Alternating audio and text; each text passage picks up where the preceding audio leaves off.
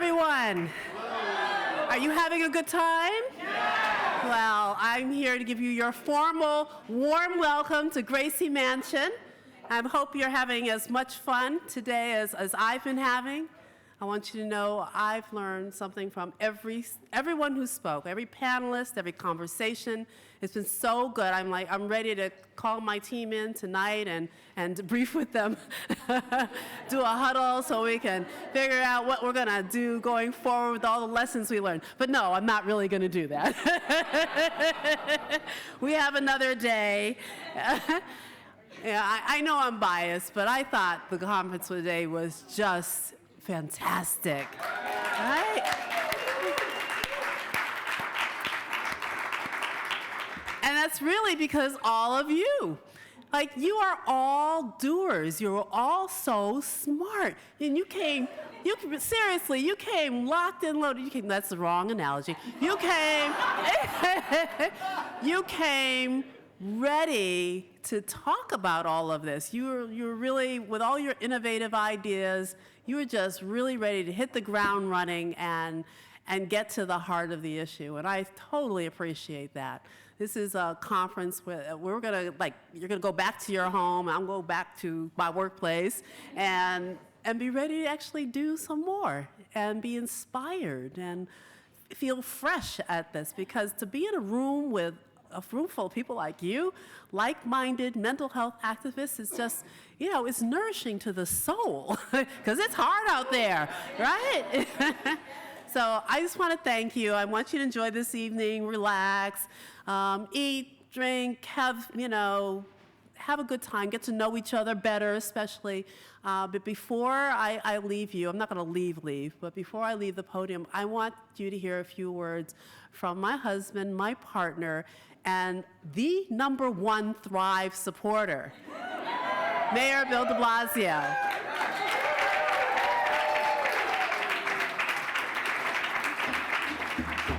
There we go. All right, good evening, everyone. Good evening. It is a joy to be with you, and I have to tell you something very big is happening here with all of you, this conference, but much more importantly, what it symbolizes in terms of change. And I didn't get the joy to go through this very exciting and energizing day with you, but I can speak about the journey we've been on with Thrive and why we know it's going to make such a difference. But from the very beginning, the notion was that we had to do something that we could share with everyone, learn from each other, go out there and try things out together. But ultimately, it was a very clear vision that things must change. We have to fundamentally change the approach to mental health. We will not leave it the way it is. And the biggest city in the country has, our own special capacity, our own special ability to make an impact, but that impact's only truly worth it if it's something we all do together that also changes this nation. Now, I've got to tell you that this would not have been possible but for the sheer audacity of Chirlane McCray.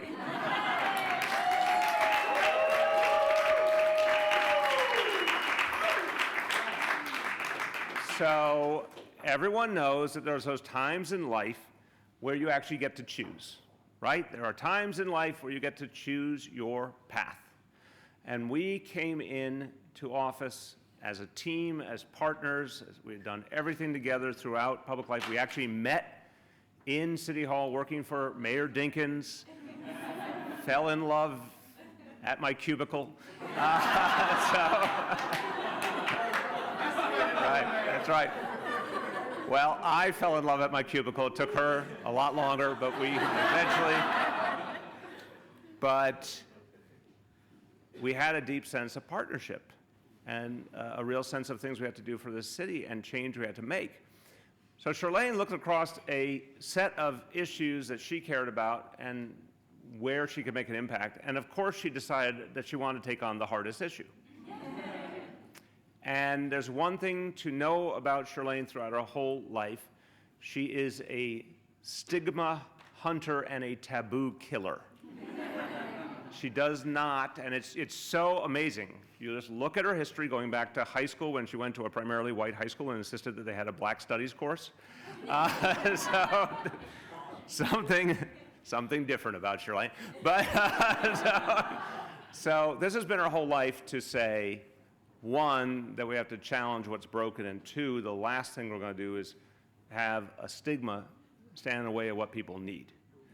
And so when she took on this mission, and I think a lot of people in this room can relate to this, there was no roadmap. This was trying to create, and I say it wherever I go, I say the grandeur of this notion is to try and create a mental health system where it has never existed, right? We all work on lots of issues where at least there was something there to start with. In this case, although there's great people doing great work, the notion of a system, the notion of a whole, and the pieces actually connecting and everyone understanding them and knowing where they can access it, that was beyond the reach of our minds when we started out. But Charlene had the audacity to say, if not here, where? If not now, when? And I just want you to know, because I had the honor of being in a lot of these meetings and watching her leadership, that something I hope everyone brings back is notion that sometimes if you just demand that we go someplace new and better, that's the missing ingredient. It is that audacity, it is that belief that we're not going to keep ourselves in an unacceptable situation. People who can't access mental health services, that's unacceptable, right?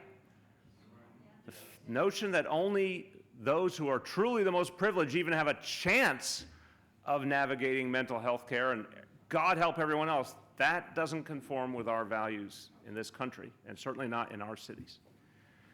So I want to honor my wife because she took on not even a somewhat hard mission. She took on the hardest mission, and she didn't look for half measures.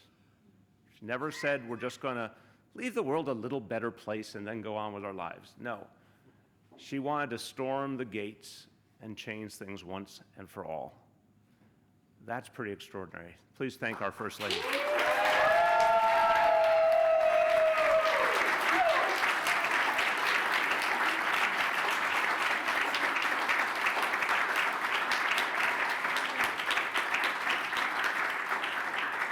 Now, I will say, it takes so much work. So everything all the ideas you're bringing forward and all the ideas you're hearing today, no one said, hey, let's go to New York City, hear these great ideas, and they're just fun and easy, just add water and they pop up and it's great. No, this stuff takes work. We're blessed here in our city to have some extraordinary leaders who have been shoulder to shoulder, and by the way, did not need their arms twisted. Dr. Mary Bassett, our health commissioner, didn't need her arm twisted once to believe it was time for change. Yeah, come on up, Mary. Our executive deputy commissioner for mental health, Dr. Gary Belkin, same thing, come on up.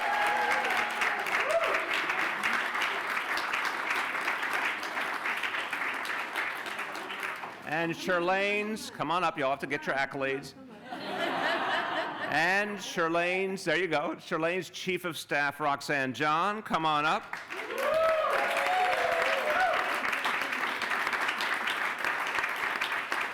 So these are the folks that when the orders came, believed and did the hard work of the creating and the imagining and the probing and going into this whole new world to create something. So I really, really honor all of you for your audacity. The Charlene audacity is kind of infectious also, like helps everyone see more clearly. I want to talk just about how this connects, just for a minute, to what we're all experiencing in our nation.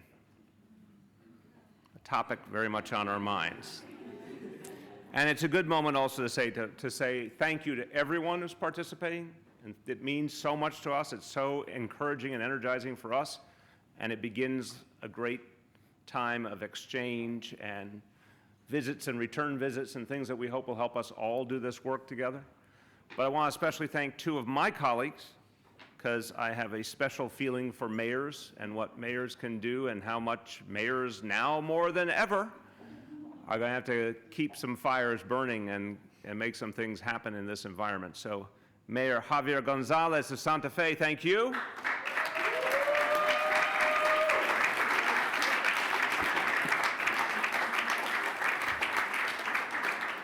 I went to Santa Fe, it's an incredibly beautiful town, and Javier bought me breakfast. He'll do that for any of you, just show up. He is just that kind of guy. Free breakfast, incredible. And then the mayor of Urbana, Illinois is here, Laurel Prussing. Where are you, Laurel? Thank you. Thank you very much. You will buy me breakfast in Urbana, right? Okay, I am racking up free breakfast. So this is just a quick thing I want to say. Look, it is it's been a long, painful season. Doesn't matter which side of the partisan reality, ideological reality, this has been a time that I think hasn't lived up to what we hope for our nation. Pretty straightforward, universal statement. And now people are desperately seeking a way forward in every sense. Now, as Charlene may have mentioned in the previous sessions, not surprisingly, first of all, mental health really connects with this moment. People are seeking help in every sense, including a lot of folks who feel a strain and a stress from this moment and a fear that, yeah, that's about substance and it's about policy, but it also becomes very personal and familial. So not shockingly, our new hotline, NYC Well, got a lot of calls of people who just wanted to talk through how do you navigate this. So one thing to remember, I bet my fellow mayors would agree, for those of us who are elected officials, there's a certain ministerial, pastoral element to our work. We are supposed to set policy, but we also spend a whole lot of time with everyday people hearing their pain or their concerns or them asking for help. And you learn that there's something very important when people are trying to process so much to just be there for them. So that speaks to the mental health reality for sure, that everything we're talking about in this conference has a right now element to it, which is we got to make sure that people who are in fear and people who are in need and people who are feeling a stress that for some of them is beyond what we ever could imagine. And I mean, literally, I was hearing the stories today. We had a group of clergy together at Gracie Mansion, and people are talking, they're telling their stories of congregants and kids from their houses of worship and all, and people saying, "Mommy, are we going to be deported?" Or is my friend going to be taken away because they're Muslim, or whatever it might be. That's going to create immense stress and pain and confusion. We all have to be part of healing that while each and every one of us determines the political solutions. We've got to make ourselves very available to all the people we serve. People need to talk. They need to express their fear. They need to know that there's some things that are more eternal than the results of a particular election. And again, some people may, in this room or beyond say, there's nothing to talk about because we're happy about the results of the election. Half of America's happy, half of America's less happy. But I'm saying something I think transcends any of that narrow partisanship. This has set into motion a series of things we've never seen before. Simple as that. We certainly haven't seen in anywhere near recent memory. People need to be reminded there are some things bigger than all that. One of the things we talk about here in New York City, for example, we're a proud city of immigrants. We're a city that believes in religious liberty and tremendous history of having many, many religions represented and mutual respect. Well, that America isn't suddenly gone. It's not like it evaporated. It's almost like an election, and certainly the ubiquitous media coverage of it makes people feel that everything that was before is gone. Nothing could be farther from the truth. Election is a point in time. It's one piece of a much bigger reality.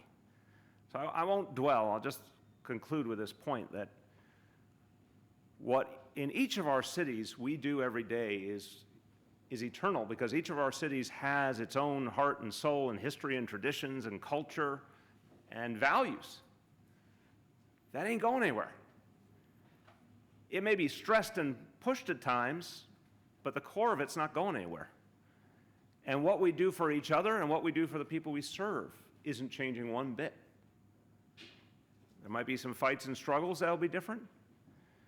But part of what we have to do, because everyone in this room is a leader, everyone in this room is a public servant, we have to model that interesting combination of confidence and vigilance. If you're not modeling confidence, then you really give people reason to worry. If the people they look up to don't seem confident that they're going to find a way forward, it really communicates. Now you really have a reason to be stressed, right? If your leaders can't manage to say, we're going to find a way. Vigilance, because there are some things that have been unleashed that could be far beyond our imagination, and we have to deal with them. But just to wrap it together, I think everything I said about Shirlane and about this work kind of mirrors the moment in a very different way. We came here, and Shirlane said, let's do something that's never been done before. Now we're dealing with some other things that have never been seen before. The two sides of the same coin on one level. Sometimes we get to be the change agents and we get to be the people that create good and reform. Sometimes we're buffeted by challenges that are much greater and different than we've ever seen before. The same impulse to not live only in that which we've known has to govern us. It's a hard concept. We will face challenges we have not seen before. That's what leaders do, that's what public servants do. And we will show people that those can be overcome. And at the same time, we'll have the audacity to believe that we could actually create something even better out of it. And that's not Pollyanna, that's not sugarcoating. It is history.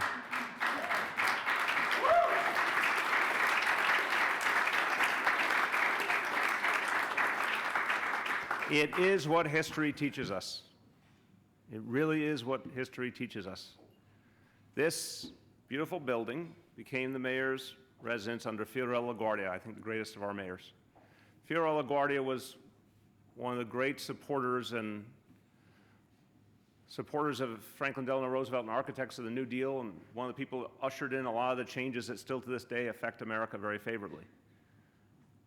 They created a whole new world where there was an idea of people helping each other, supporting each other, Social Security, all sorts of things never before seen were created in places like this and now are part of our daily lives. Isn't that beautiful? Well, guess what? What was the precipitating event? The Great Depression. 25% unemployment, the world around people crumbling like they had never seen before. If you talk to people from the Depression era, there was nothing like it before. They could not even imagine it when it was happening. There was no federal government like we know today to save them. It was the great unknown, and out of that, some people decided that they had to create a response. And lo and behold, the response was powerful and good, and in so many ways is lasting and with us to this day. So even in our pain, in our fear, we got to remember the big view of history. It's not an end. It may not be the world we had hoped for at this moment, but it's not an end, it is a beginning. Thank you.